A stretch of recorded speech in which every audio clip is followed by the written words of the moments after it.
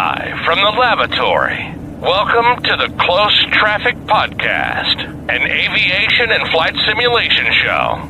Welcome aboard.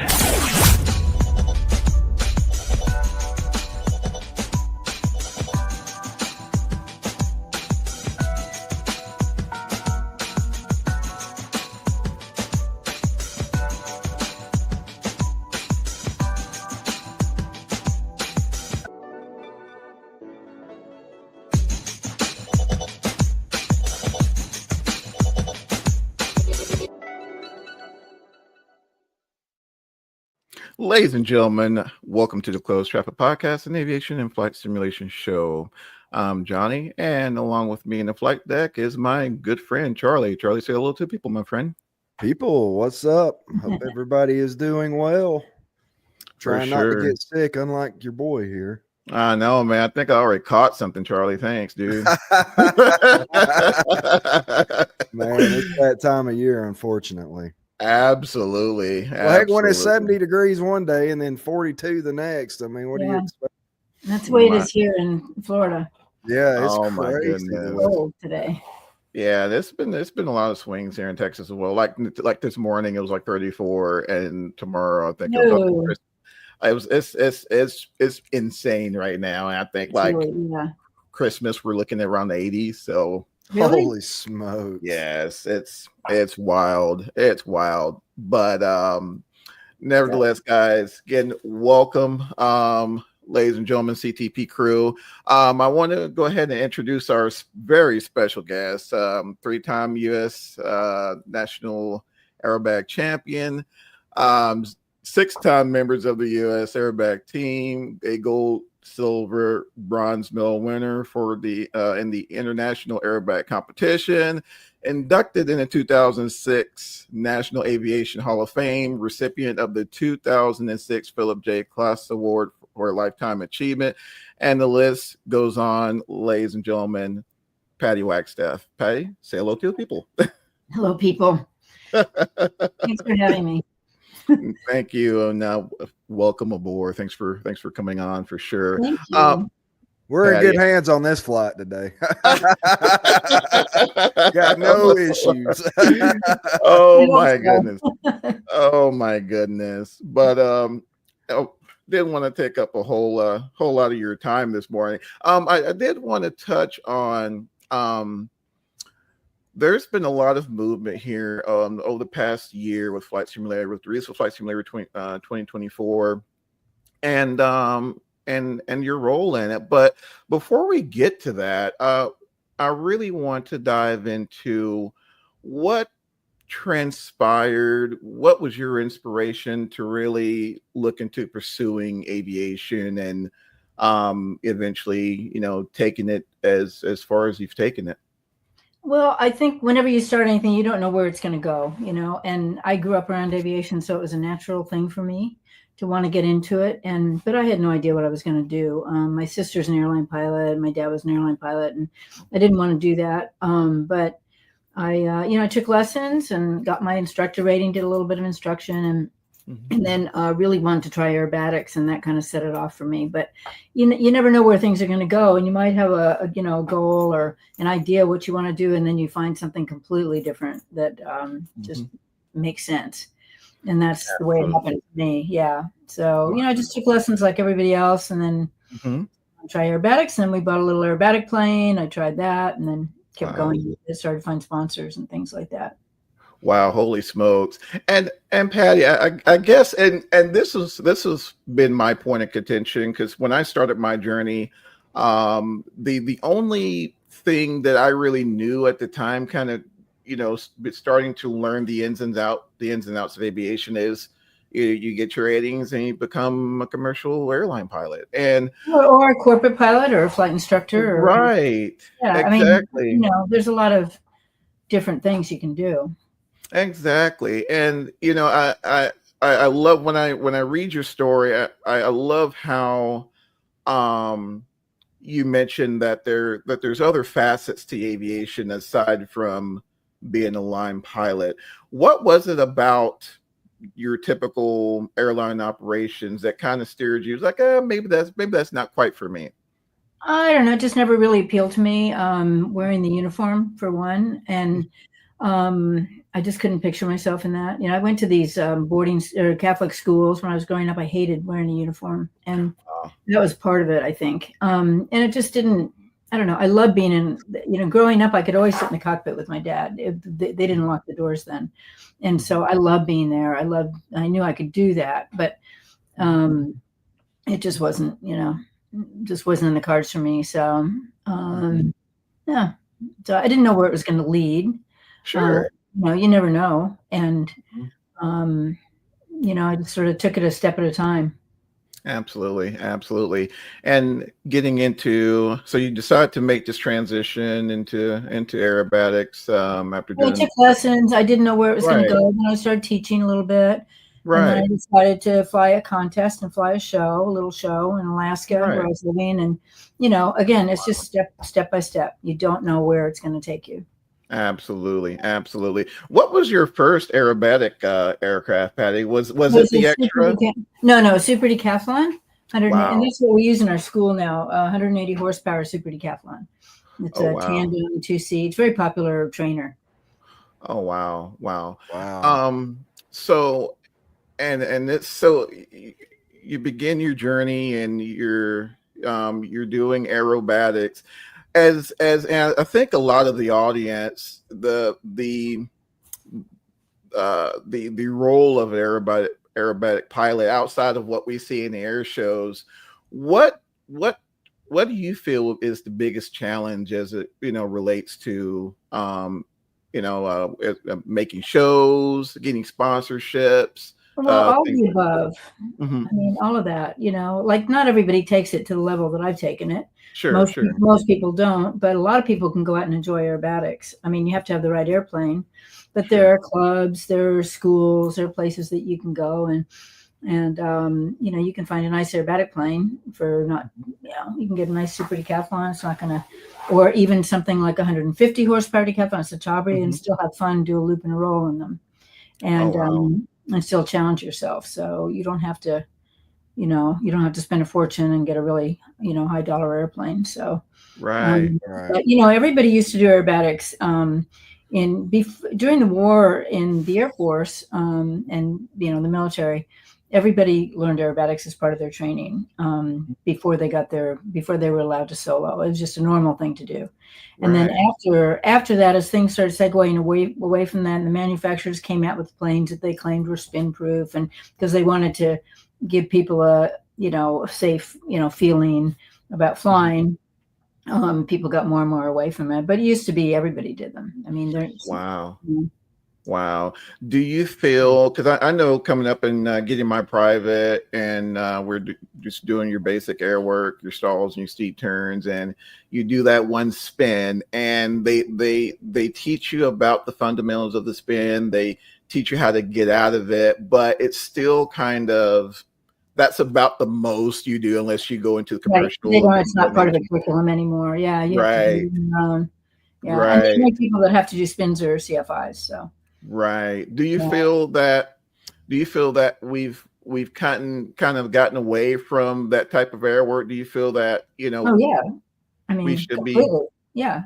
I mean, if that's all we have to do is a spin, and that's recent. You didn't used to have to do a spin for a CFI. So we've gotten completely away from it. I don't know what the answer of it is, but what we see here at our school is students that either come for spin endorsements, and we get a lot of that, but we also get students who maybe are afraid of stalls, afraid of spins, and they want to feel more confident, and so they just really want to try aerobatics. So, but a lot of it's based on improving their confidence level. So, so we get a lot of that too, and so yeah, it's important. Wow. And that's, to me, I think that was one of the aspects that, I kind of miss growing up and, getting familiar with aviation. And I don't see as many stick and rudder pilots like your Bob Hoovers, yourself, things of that nature. And I miss those times to me, and maybe it's just Johnny being nostalgic. I don't know, But do you see that also becoming more of a shift as we get more technologically advanced with as far as with aircraft? I think the people, that fly air shows like Hoover or myself, people, we're the kind of people you're always going to see people that want to do aerobatics or want to do air shows or competition aerobatics. And I think it's always going to be a small group of people that want to take it to that level. But I'm sure, a lot of people probably want to try it and some people don't. But upset training is another, it's not pure aerobatics. It's more recovering from unusual attitudes. Like if you get into wake turbulence, that kind of thing, that's becoming more and more the thing that people really want. I get a lot of requests for that. So it's kind of going back to that, but it's not pure aerobatics because you're not, you don't have to go upside down, although we do teach that, teach roll. But in Europe now for a commercial and ATP, you're required to do upset training. Wow. Because upsets are the number one cause of fatalities in aviation today, by far. And so like 80%, something like that. So people, it's like a cycle, right? Now it's coming back around with people, and people realize they have to, they do have to get this training. They have to get something more advanced. So. For sure. Absolutely. And truthfully, I think a lot of times, especially if I go up and, I'm doing like a biennial, there are a lot of times where, it's you wish you could, be able to, get more involved as relates to upset training, unusual attitudes, things that you could come take our course. That would be good. Absolutely. Definitely. People in Texas or wherever, you could find a good school and get a good course. And then if you're flight instructing, I think it gives you a lot more confidence. For sure. Oh, I bet so. Yeah, absolutely. But another aspect, so I was kind of, again, I was just kind of getting myself, reacquainted and just kind of looking at your story, Patty. I also saw that you're a member of the Motion Picture Pilots Association.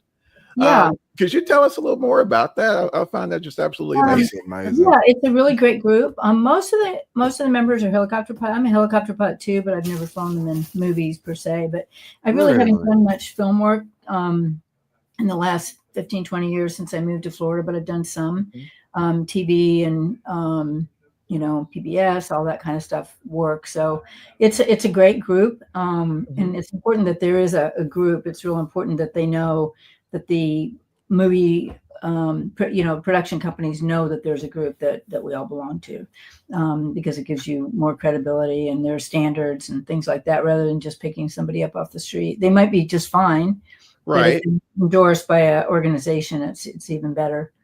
No, absolutely. Holy smokes! And so in addition to that, I also noticed that you've also done some Aerotech pilot work as well. Yeah, I flew through Cal Fire for 2 years and flew Aerotech in the OV-10. In fact, that's the model I put up there today. I thought it was. I thought that looked like a. Yeah. How was that? I mean, I couldn't imagine.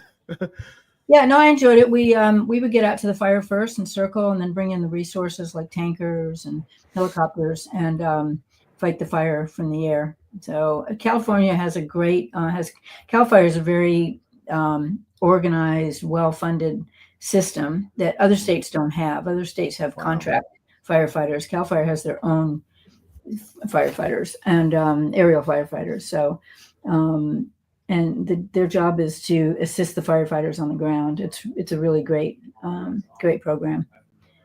Wow, holy smokes. That's amazing. That's a dangerous job. My goodness. The tankers were flying really low. With the Aerotech, we weren't. And it can be. You're in the smoke and bumpy, and sometimes you lose sight of stuff. But there weren't any accidents for 3 years that I flew for them. Everybody's pretty highly skilled. Lots of training.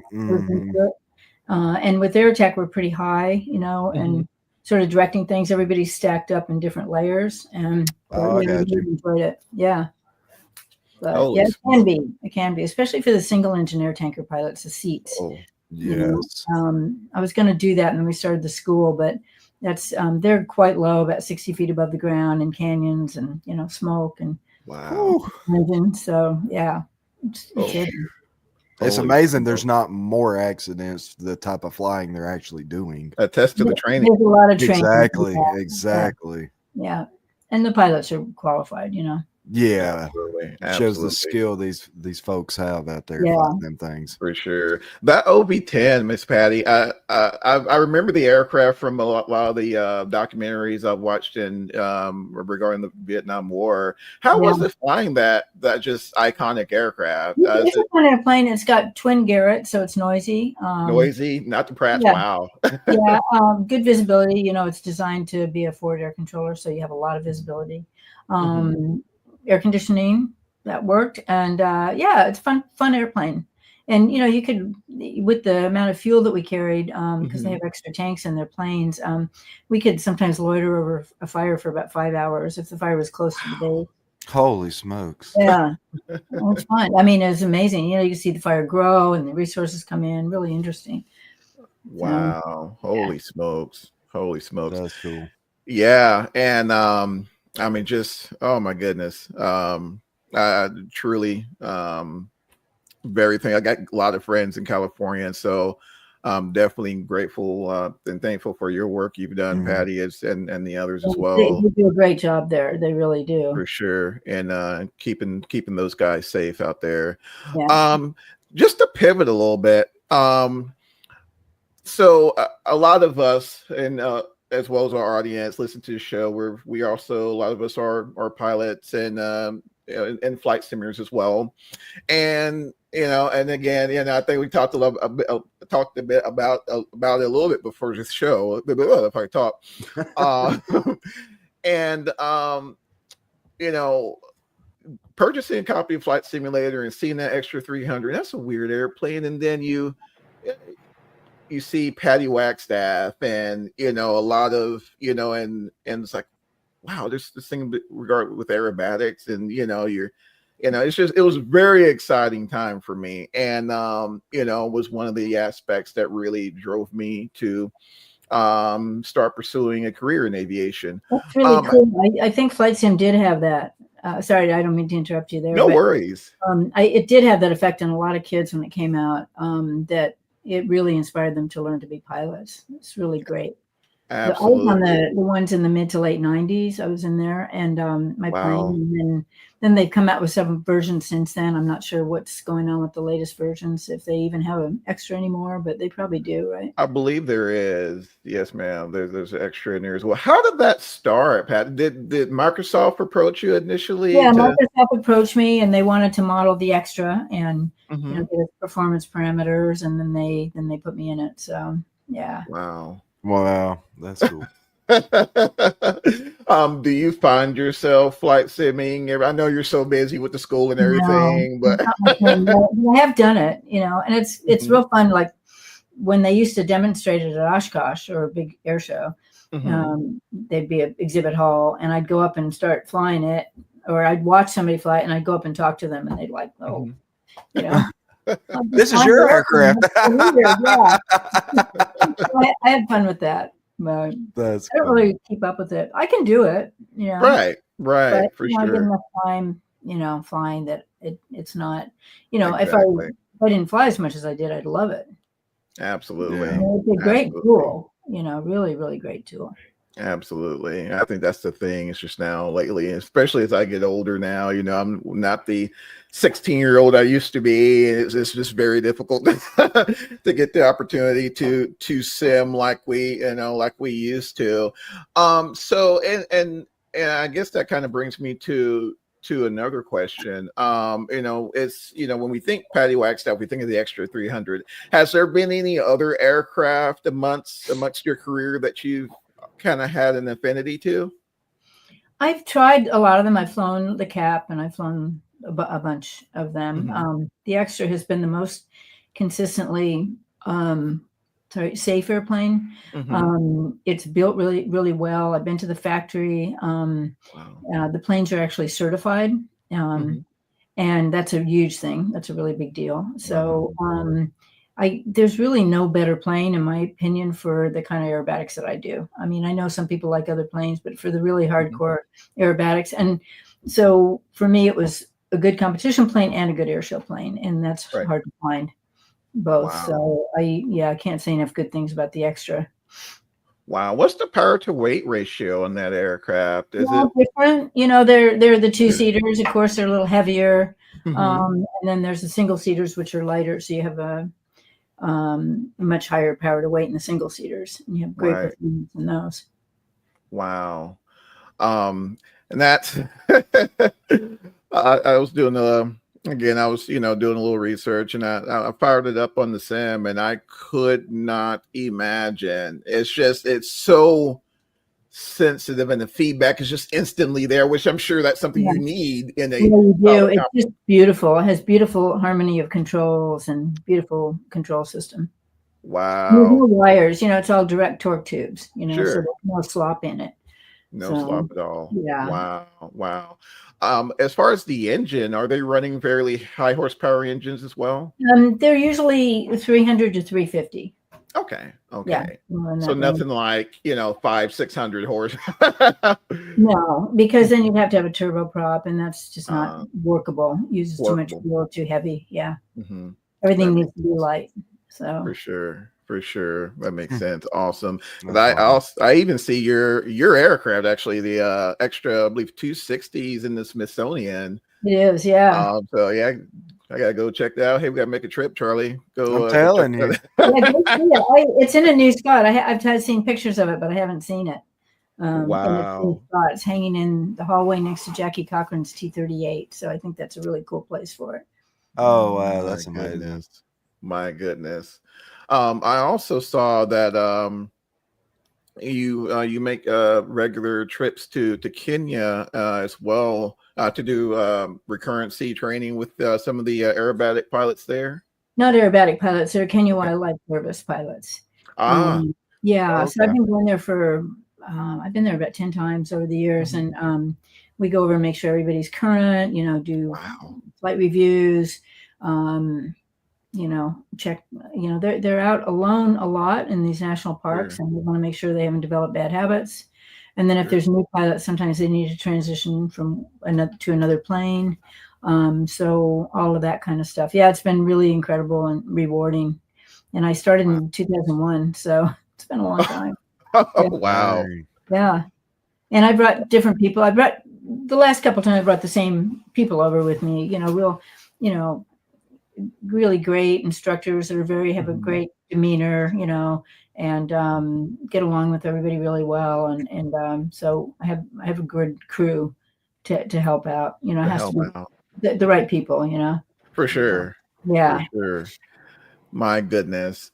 And so that'd be wild, man, just flying over animals. It's beautiful. Yeah, lots of everything, zebra, elephants, you name it, hippo. Giraffes, that's just giraffe. Yeah, they get on the runway. Really? We're in a national park in a big where we train, and so you have to be careful. If you see one cross the runway, and there's others. They're never alone. They're never alone behind them. So. Yeah. Oh my goodness. And here we are with our, every now and then we might see a stray bird on the runway, and I can imagine you're cleared to land. Watch the giraffe. Yeah, right. That's wild. I've seen deer and antelope and things like that. Flying around Texas and places like that. So absolutely, we definitely have our share of critters. That's for sure. You're right. Absolutely. So now, and we actually we're going to keep this short as well, because you're actually going to be flying here soon. Yes, ma'am. So now it seems like you've made all these accomplishments, and you're sharing your knowledge as well. I see you also have a Looks like you have some aerobatic courses also available in Sporties as well. Oh yeah, that's something I've been working on the last few years. Is we have a basic aerobatic course. It's 3 videos.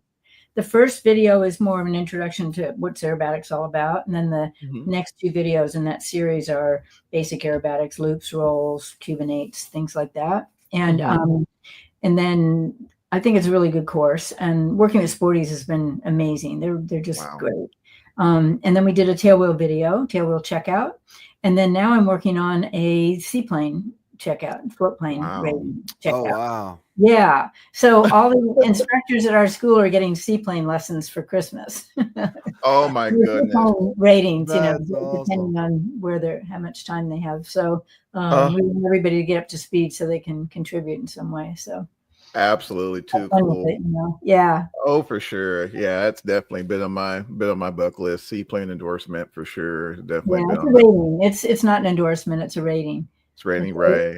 It's airplane single engine C. Yeah. Wow. So DFR too. Right, for sure, for sure. And I see also you have it's like a aerobatic instruction and upset training program as well, and located in Florida. We do the whole thing. We have that's where my main focus is, and the school. And right now the shelves are all empty pretty much because we're moving to another hangar. Next week, and so everything's in boxes, and we've been here 10 years in this spot, so it's kind of hard, but we're getting there. And we really, we like our spot, but the new spot's really nice too. So we give upset training, basic aerobatic instruction. We do specialized, formation, more advanced stuff, do the whole gamut. We really enjoy it. It's been really fun. I like it a lot more than I thought I would. For sure. My goodness. So if someone was looking to, head to Florida and check out the facility and what you guys offer, how we go about locating it? Thank you. We would definitely get back to them right away and give them some options. So the best thing to do is go to our website. It's pattywagstaff.com. And that's our logo, right? Oh, this side. It's Patty Wagstaff Aviation Safety, LLC. And so just go to the website. You can read about what we offer, and then you can email us through there and let us know what you're interested in. And we'll send you all the info and then talk to you about what you might want. But we do a 1-day upset training course, and we do a 10-hour, aerobatics course too, in a 5-hour. Do a whole bunch. Oh, too cool. So someone could fly in, come check you guys out, get a course. Awesome. Yeah, and St. Augustine's a great town. It's this time of year is pretty busy, but it's the oldest city in America, the oldest European city. Beautiful city. And it's really. Have you been there, Charlie? I have. You look like you have. Yeah, know. It's a cute place, huh? It's on the ocean. It's real pretty, and it's really historic. So. It's the oldest city in America, so it's got lots. You just have to watch out for the ghost. Oh yeah. The ghost. Wait a minute, hell, I missed something. Oh yeah, supposedly it's haunted. I went on it. I didn't see. I don't want to deal with it, but a friend of mine, who's a very solid guy. He's not like a woohoo into psychic stuff. He was visiting. He was staying in a hotel around the corner from my house and had a ghost in his room. It was more than 10 years ago. And I would have been headed back to Georgia. He's like a Jewish photographer from New York City. He's not a ghost guy, right? Exactly. And it scared him. He moved hotels. He said he woke up and there was this woman with long dark hair in his room, and he pushed some stuff off the table. And he described it in great detail, and he'd never go there again. Isn't that weird? That is wild. I don't want them near me, but I do think that it, they do all these ghost tours. So yeah, for sure. Wow. Really, he's a great friend, and he's been back since then, and we talk about it. And I'm like, you have to stay there. Loads of history. What you getting for Christmas? A night there. Merry Christmas. I should. Oh my goodness. They're thinking of you. Oh my gosh. Well, we'll definitely post your information in the description as well. No. And you guys definitely check out her website at pattywagstaff.com.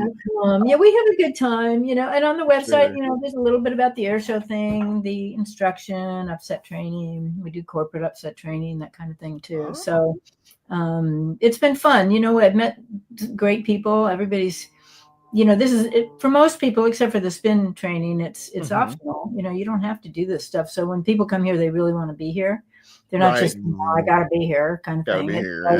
Yeah. And I think people sometimes come in, they're a little bit nervous because they, have never done this kind of thing, but we do everything we can to, make them really comfortable and, we have fun. We have fun with it. Absolutely. And I've got two little, my dogs are Pomskis and they're like Huskies and they love people. So they're therapy dogs and they, I see people petting the dogs. I'm here for you, friend. Exactly. Yeah. So it's good. It's been a lot more fun than I ever expected it would be. So come and fly with us. Oh, for sure. Well, guys, you heard it here. Again, we'll make sure we'll post the information in the description there. Again, Miss Wagstaff, thank you so much for taking the opportunity. Any parting thoughts for the audience? Oh gosh, no, I really appreciate you having me. I'd say everybody should get upset training, whether here or somewhere else, and be methodical and have a good time. And flying can take you all kinds of cool places. So absolutely.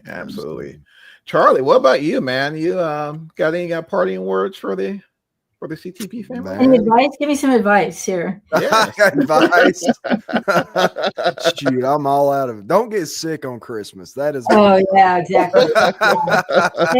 Stay away from commercial flights. I always wear a mask because everybody's coughing. Yes, especially this time of year. So many folks. And you feel better too. Yeah, for sure. Absolutely. I would say appreciate it. I appreciate you having me. So thank you. No worries. Thank you. And as far as us guys, just want to give you just take a few housekeeping items as well. Flight Sim Expo 2025 registrations are open, so make sure you get locked in as well. And also want to give a shout out to our Patreon backers as well as our partners. I want to give a shout out to EFS and as well as High Performance Steve-O. Love you, man. I would say keep the blue side up, but then we wouldn't be aerobatics. We wouldn't be doing aerobatics. Right. I'd be out of a job. Exactly, for sure. But ladies and gentlemen, take care of yourselves and each other. See ya. Thank you. See ya.